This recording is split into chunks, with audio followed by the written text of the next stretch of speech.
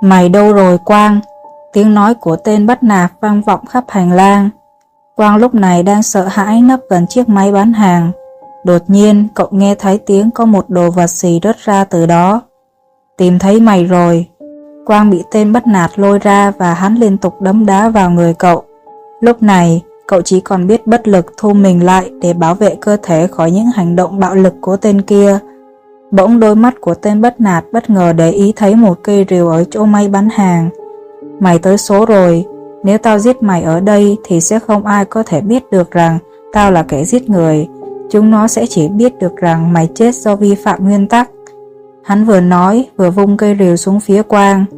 Một dòng máu đỏ tươi bắn lên chiếc máy bán hàng, nhưng người chết lại không phải là Quang. Sáng hôm sau, trong lúc đang ngồi học thì Quang bị nhóm bắt nạt đến vây quanh. Chúng nắm cổ áo cậu và kéo ra ngoài để tra khảo. Cái chết của tên bắt nạt tối hôm qua đã làm tụi bắt nạt nghi ngờ. Mặc dù Quang đã cố gắng giải thích rằng là do tên kia đã vi phạm nguyên tắc, nhưng chẳng ai tin cả. Thế là chiều hôm ấy cậu lại bị đập cho một trận. Tối hôm ấy, Quang lê lết cơ thể đầy vết bầm đến chiếc máy bán hàng. Lúc đó ở gần máy bán hàng đang có vài người đang sử dụng.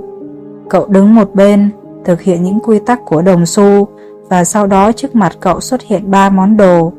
Đầu tiên là một bình mực màu đỏ, tiếp theo là một con búp bê bị nguyền rủa, và cuối cùng là một con dao nhỏ rỉ sét. Quang đứng một hồi vẫn chưa chọn được món nào. Bỗng nhiên, cậu bị lũ bắt nạt vỗ vào vai. Xem kìa, mày chỉ còn 30 giây. Tất nhiên bọn chúng không thể thấy được những đồ vật bên trong máy bán hàng, nhưng bọn chúng có thể tính được thời gian từ lúc cậu bỏ đồng xu vô.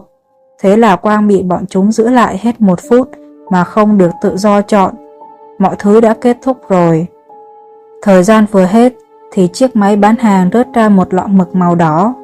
Tụi bắt nạt cũng cười cợt rồi bỏ đi. Cậu nhặt lọ mực lên và quan sát nó một lúc. Lọ mực màu đỏ tuyệt đẹp có hình dáng thanh lịch, với thân lọ được làm từ thủy tinh trong suốt, sáng bóng. Chất mực bên trong có màu đỏ rực rỡ, tựa như màu của những giọt máu tươi.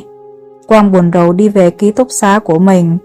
Lần này thì toi rồi, chả ai có thể giúp cậu được nữa.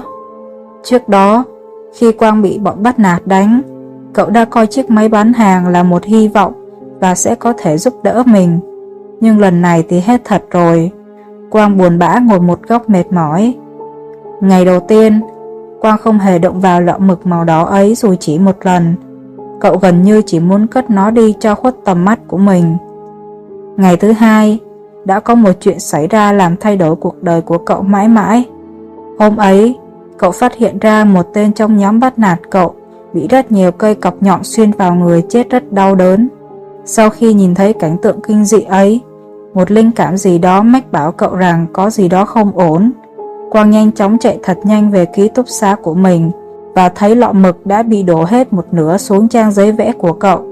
Hôm qua do cậu quá căm hận chúng nên đã vẽ một trong số bọn chúng bị một cái chết đau đớn. Quang đứng bất động nhìn lọ mực màu đỏ ấy. Bỗng nhiên trong đầu cậu nảy ra một suy nghĩ quái dị. Có khi nào lọ mực này có thể biến bức tranh cậu vẽ thành sự thật? Vừa nghĩ ra cái ý tưởng đó, trong lòng Quang dâng lên một cảm giác thỏa mãn lạ thường. Cậu bắt đầu dùng lọ mực màu đỏ ấy để vẽ điên cuồng những cảnh tượng tra tấn đáng sợ mà chỉ trong đầu cậu mới nghĩ ra được. Vài tiếng sau, lọ mực đã cạn gần hết. Quang bỗng cảm thấy choáng váng và cậu ngã xuống bất tỉnh. Ngày thứ ba, Quang được đưa đến phòng y tế. Cô y tế bảo cậu bị mất máu quá nhiều. Sau một hồi được bạn cùng nhóm máu truyền cho một lượng máu vừa đủ thì cậu mới khỏe lại. Cậu tự hỏi rằng không biết ai là người đã đưa cậu đến phòng y tế. Tối hôm ấy, Quang mang trả lọ mực vào máy bán hàng.